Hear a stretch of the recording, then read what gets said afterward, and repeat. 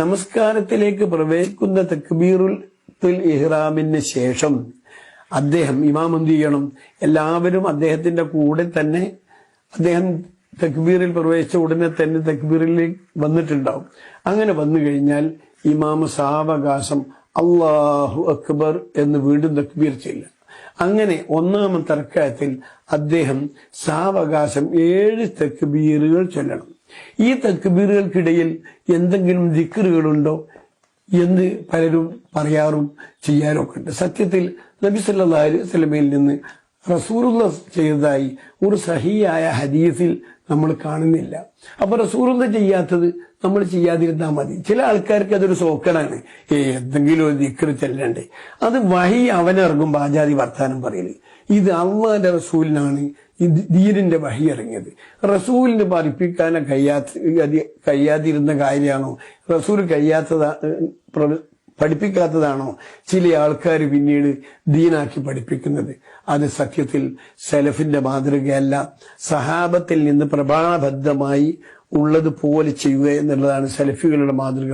അതുകൊണ്ട് തന്നെ മറ്റുള്ളവരെ ഇത്തരം മദ്ഹബി പക്ഷപാതികളുടെ ഒരു വിധത്തിലുള്ള ഈ കാട്ടിക്കൂട്ടലുകളും ഇതിൽ ചേർക്കാൻ പാടില്ലെന്ന് കൂടി ഓർമ്മപ്പെടുത്തുകയാണ്. നാം 7 തക്ബീർ ചൊല്ല സാവകാശം. ഇനി തക്ബീറുകൾക്കിടയിൽ നാം എന്തെങ്കിലും പ്രത്യേകിച്ച് ചൊല്ലേണ്ടതുണ്ടോ?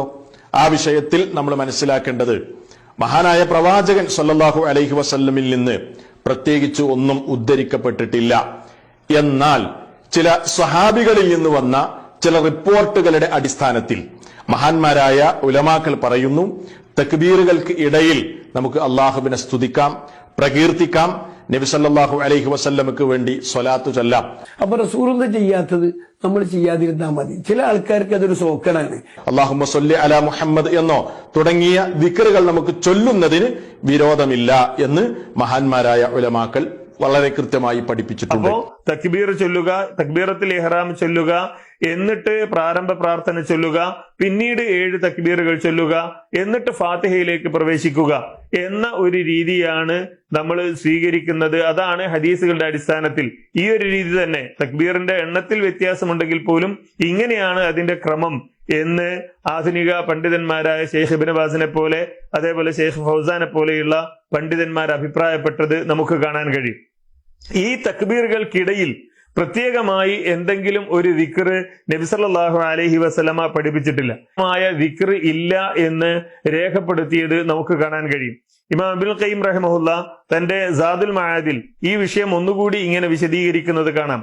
വകാന യബ്ദഉ ബിസ്സലാത്തി ഖബ്ല ഖുത്ബ ഫയുസല്ലി റകഅതൈനി. നബി സല്ലല്ലാഹു അലൈഹി വസല്ലമ ഖുത്ബയുടെ മുമ്പായി നിസ്കരിക്കുമായിരുന്നു. 2 റക്അത്ത് അദ്ദേഹം നിസ്കരിക്കും. യുകബ്ബിറു ഫിൽ ഊലാ 7 തക്ബീറാത്ത്.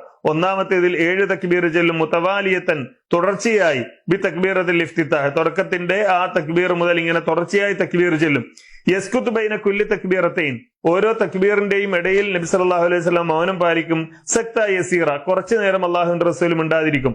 വലം യഹ്ഫൽ അൻഹു ദിക്റും മുഅയ്യൻ ബൈന തക്ബീറാത്ത്. തക്ബീറുകൾക്കിടയിൽ പ്രത്യേകമായ എന്തെങ്കിലും ഒരു പ്രാർത്ഥന നബി സല്ലല്ലാഹു അലൈഹി വസല്ലമയിൽ നിന്ന് സ്ഥിരപ്പെട്ടു വന്നിട്ടില്ല എന്നാണ് ഇമാം ഇബ്നുൽ ഖയ്യിം റഹിമഹുല്ലാ രേഖപ്പെടുത്തുന്നത് കാണാൻ കഴിയുന്നത്. മഹാന്മാരായ ഉലമാക്കൾ പറയുന്നു, തക്ബീറുകൾക്ക് ഇടയിൽ നമുക്ക് അള്ളാഹുവിനെ സ്തുതിക്കാം, പ്രകീർത്തിക്കാം, നബി സല്ലല്ലാഹു അലൈഹി വസല്ലമക്ക് വേണ്ടി സ്വലാത്തു ചൊല്ലാം. മഹാന്മാര് പറഞ്ഞാലേ അംഗീകരിക്കാവൂ, അങ്ങനെയുണ്ടോ?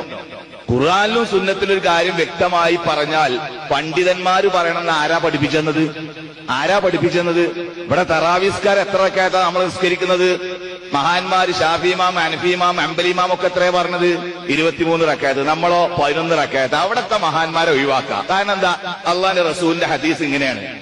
തക്ബീറുകൾക്കിടയിൽ പ്രത്യേകമായ എന്തെങ്കിലും ഒരു പ്രാർത്ഥന നബി സല്ലല്ലാഹു അലൈഹി വസല്ലമയിൽ നിന്ന് സ്ഥിരപ്പെട്ടു വന്നിട്ടില്ല എന്നാണ് ഇമാം ഇബ്നുൽ ഖയ്യിം റഹിമഹുല്ലാ രേഖപ്പെടുത്തുന്നത് കാണാൻ കഴിയുന്നത്.